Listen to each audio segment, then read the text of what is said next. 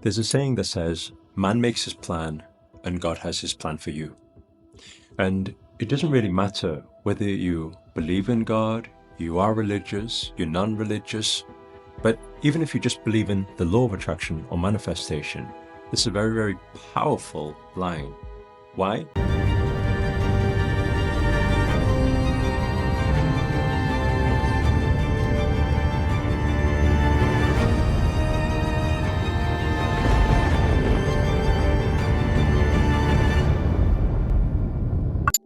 Well, even if you don't believe in God, you can always replace the word with universe and it'll still serve you very well. Because this line will give you trust and faith. And we need to understand that we don't manifest what we want in life, we manifest what we are in life. And so whenever challenges happen, what usually happens is we usually focus on the challenge and what we focus on expands. So when we focus on the problems, what's going to happen is we're going to be in the problem vibration and we're going to attract more problems in our life. But actually, if we build ourselves this belief to understand that, no, God always has a bigger plan for us and everything is divinely structured, even at times when it doesn't seem like it is. So there's 3 particular scenarios that you may face, or you may even be facing now. And if you do face any of these things, let us know in the comments below. So other people who are going through this know that they're not going through it alone. The first scenario is that you're facing a big challenge right now, a challenge that you've never faced before. And the reason why that happens is not because your manifestation went wrong. It's not because you've been praying the wrong way. In fact, you may have set the right intentions. You said exactly what you want. You said exactly what you are. And God is responding. And when God is responding, what we need to understand is God doesn't give you what you want. God gives you what you need.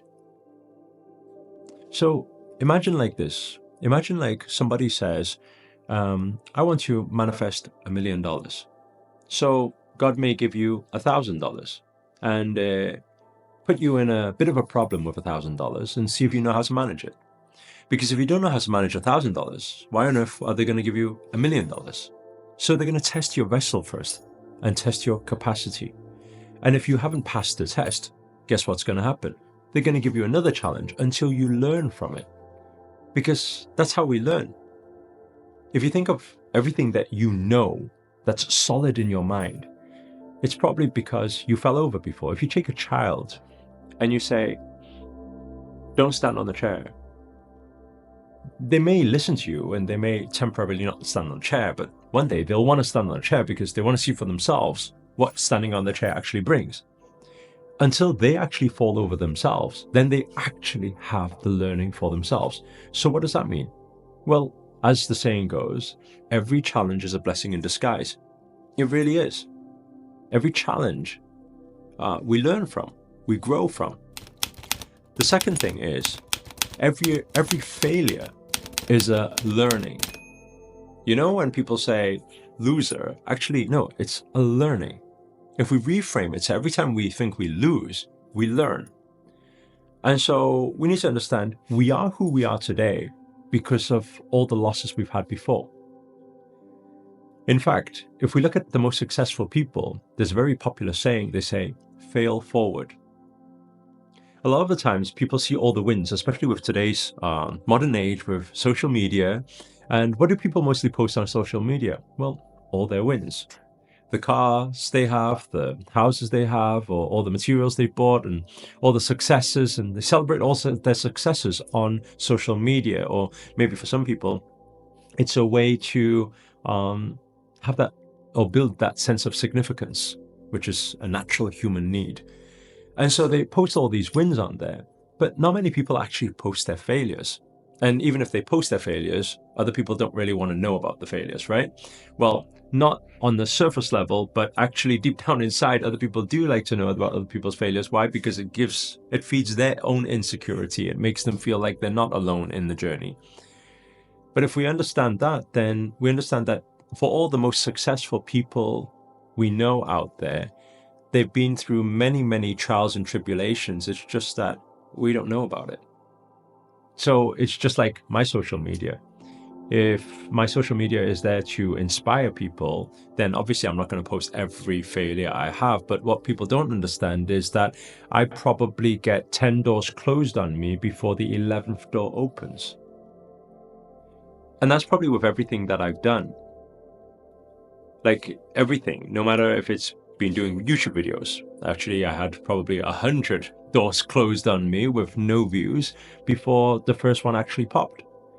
Same thing as a speaker, same thing when I used to be in the restaurant industry. I got a lot of failures, but nobody's seen all the failures. But all of those failures were not failures. I didn't lose anything. In fact, I learned something. So you're just gathering information. That's all it is. It's just all data. I mean, if you look at Thomas Edison back in the day when he talked about designing the light bulb or creating the light bulb, it's the same thing. He said, I didn't lose, I didn't fail 10,000 times. I learned 10,000 ways how a light bulb doesn't work. So in that same sense, we are learning even though we don't know we are learning, because our brain, they're firing off these neurons and it's collecting all this information. So it does it unconsciously for you.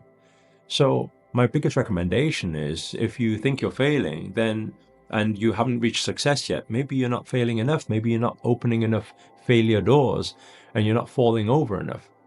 You see, as the saying goes, every time we are going through something, we are growing through something.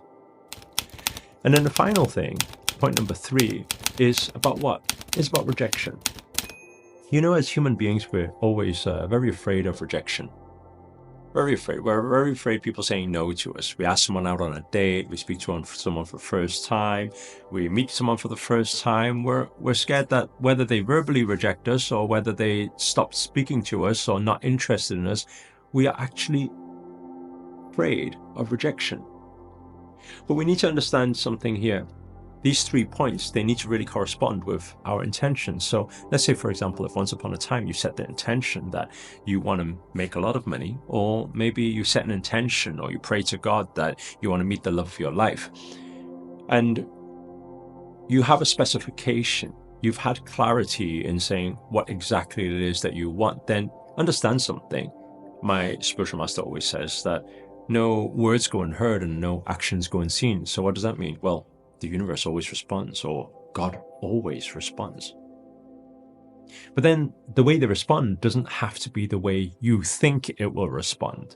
Maybe you think that you pray to God and suddenly they will give you the love of your life sat on your bed waiting for you. But that's not what happens, because if the love of your life is so perfect and so amazing, well, actually you need to be the perfect fit for them too. And to be the perfect fit, they need to build you up. And that's why the first 2 points help to build you up and build your capacity and get you ready for it. So every test is there for you. Now, the question is, are you really passing those tests? But the final thing that could possibly go wrong is that you find that you're being rejected, and you find that, hey, I found the one, but they rejected me.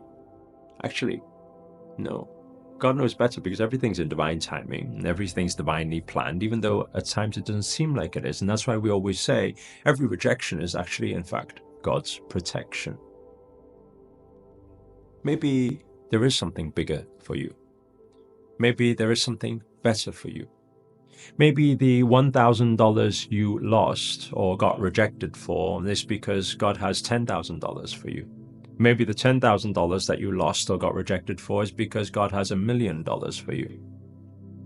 In the same sense, maybe that boy or girl you've been trying to manifest or attract, you think, oh, that was the perfect one. Maybe it wasn't perfect enough, because God knows that you deserve better.